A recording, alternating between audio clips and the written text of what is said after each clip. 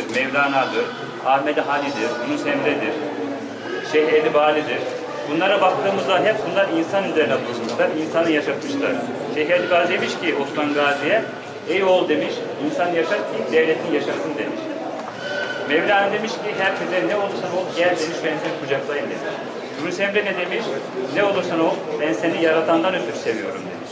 Tüm çerçevede Kızıltepe cezaevinde bulunan hükümlü ve tutuklara yönelik daha önce bilgisayar, İngilizce, Gümüştel, Tarih, aşçılık kurslarını açtık. En son açmış olduğumuz bu uçuş mahkumeye yönelik açmış olduğumuz resim kursu şu anda seçkisini izlemek bekleyiz. Halk Eğitim Merkezi ile beraber Kızıltepe Cumhuriyet Başsavcılığı'nın ortak çalışması.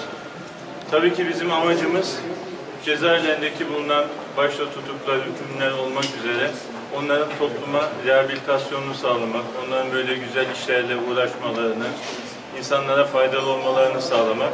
Burada da bunun sonuçlarını görüyoruz. 3 aydır bu resim kursu devam etmektedir. Resim kursuna katılan toplam 33 tane hükümlü ve tutuklumuz bulunmaktadır. 3 ayın sonunda kursun bitiminde hükümlü ve tutukların yapmış oldukları el sergisini burada sergilemek için bulunmaktayız.